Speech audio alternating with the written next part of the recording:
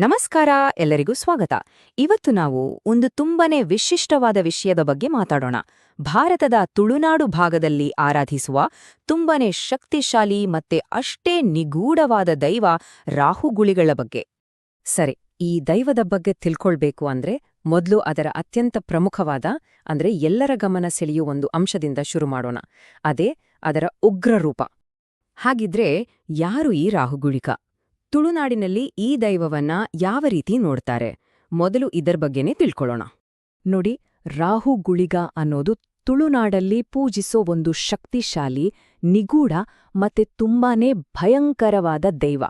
ಇದನ್ನ ಗುಳಿಗನ ಅತ್ಯಂತ ಆಕ್ರಮಣಕಾರಿ ಅವತಾರಗಳಲ್ಲಿ ಒಂದಂತಾನೂ ಹೇಳ್ತಾರೆ. ಅಷ್ಟೇ ಅಲ್ಲ, ಇದರ ಹೆಸರೇ ರಾಹು ಗುಳಿಗ.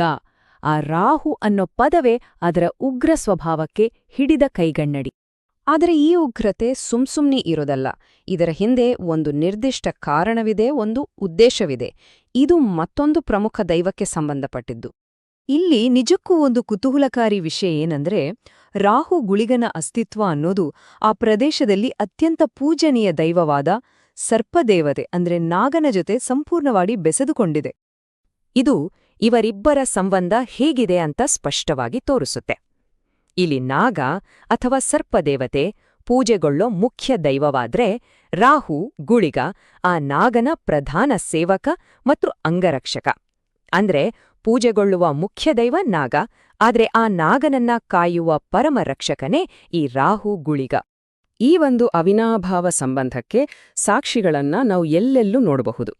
ಉದಾಹರಣೆಗೆ, ಎಲ್ಲಿ ನಾಗಲ ಪೂಜೆ ನಡೆಯುತ್ತೋ ಅಲ್ಲಿ ರಾಹು ಗುಳಿಗನ ಸನ್ನಿಧಿ ಇದ್ದೇ ಇರುತ್ತೆ. ಅಷ್ಟೇ ಅಲ್ಲ, ನಾಗಮಂಡಲದಂತಹ ದೊಡ್ಡ ದೊಡ್ಡ ಸರ್ಪ ಆಚರಣೆಗಳಲ್ಲೂ ರಾಹು ಗುಳಿಗನ ಆವಾಹನೆ ಆಗುತ್ತೆ. ಯಾಕಂದ್ರೆ ನಾಗನಿಗೆ ಯಾವುದೇ ಅಪಾಯ ಬರದ ಹಾಗೆ ತಡೆಯೋದೇ ಇದರ ಮುಖ್ಯ ಕೆಲ್ಸ. ಸರಿ, ಹಾಗಿದ್ರೆ ಈ ಶಕ್ತಿ ಮತ್ತು ಅದರ ಆರಾಧನೆ ಬಗ್ಗೆ ನೋಡೋಣ. ಭಕ್ತರು ಈ ದೈವವನ್ನ ಹೇಗೆ ಆರಾಧಿಸ್ತಾರೆ ಅಂತ.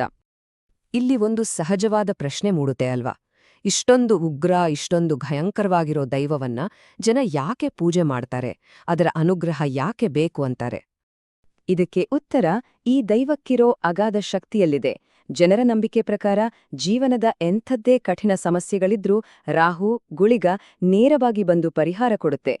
ಮಾಟಮಂತ್ರ, ಶಾಪಗಳನ್ನ ಹಿಮ್ಮೆಟ್ಟಿಸೋದು, ರಾಹುದೋಷ, ನಾಗದೋಷದಂತಹ ಜ್ಯೋತಿಷ್ಯದ ಸಮಸ್ಯೆಗಳನ್ನ ಸರಿಮಾಡೋದು, ಅಷ್ಟೇ ಯಾಕೆ ಚರ್ಮರೋಗಗಳು, ಗಾಯಗಳನ್ನ ವಾಸಿ ಮಾಡೋದರಿಂದ ಹಿಡಿದು ಸಂತಾನ ಭಾಗ್ಯ ಕರುಣಿಸುವವರೆಗೂ ಈ ದೈವ ಸಹಾಯ ಮಾಡುತ್ತೆ ಅಂತಾರೆ. ಹೀಗೆ ತಮ್ಮ ಕಷ್ಟಗಳು ದೂರಾದಾಗ, ಹರಕೆ ಈಡೇರಿದಾಗ ಭಕ್ತರು ತಮ್ಮ ಕೃತಜ್ಞತೆಯನ್ನ ಸಲ್ಲಿಸ್ಬೇಕಲ್ವಾ? ಅದಕ್ಕಾಗಿ ಅಗೆಲು ಅಂತ ಒಂದು ವಿಶೇಷ ಆಹಾರ ಸೇವೆಯನ್ನ ಮಾಡ್ತಾರೆ. ಹೀಗೆ ಮಾಡೋದ್ರಿಂದ ರಾಹು ಗುಳಿಗನನ್ನ ತೃಪ್ತಿಪಡಿಸಿ ಶಾಂತಗೊಳಿಸ್ಬೋದು ಅನ್ನೋದು ನಂಬಿಕೆ. ಇನ್ನು ನಾವು ಈ ಕಥೆಯ ಒಂದು ಕ್ಲೈಮ್ಯಾಕ್ಸ್ಗೆ ಬರ್ತಿದೀವಿ. ಒಂದು ಕಡೆ ದೈವದ ಉಗ್ರ, ಭಯಾನಕ ರೂಪ, ಇನ್ನೊಂದು ಕಡೆ ಅದರ ರಕ್ಷಣಾತ್ಮಕ ಸ್ವಭಾವ. ಇವೆರಡೂ ಒತ್ತಿಗೆ ಸೇರುವ ಒಂದು ಅದ್ಭುತ ನಾಟಕೀಯ ಆಚರಣೆ ಇದೆ. ಅದೇ ಕೋಲ. ಈ ಕೋಲದಲ್ಲಿ ರಾಹು ಗುಳಿಗನ ಭಯಂಕರ ಶಕ್ತಿ ಕಣ್ಣಿಗೆ ಕಟ್ಟಿದಾಗೆ ಕಾಣಿಸುತ್ತೆ.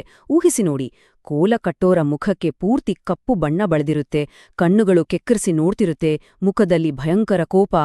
ಅಷ್ಟೇ ಅಲ್ಲ, ಆ ದೈವ ಹಸಿ ಮಾಂಸವನ್ನ ತಿನ್ನುತ್ತೆ. ಕೆಲವು ಕಡೆ ಪ್ರಾಣಿಬಲಿಯ ರಕ್ತವನ್ನ ನೇರವಾಗಿ ಕುಡಿಯೋ ಸಂಪ್ರದಾಯವೂ ಇದೆ. ಅಬ್ಬಬ್ಬಾ, ಎಂಥ ಭಯಾನಕ ದೃಶ್ಯ ಅಲ್ವಾ?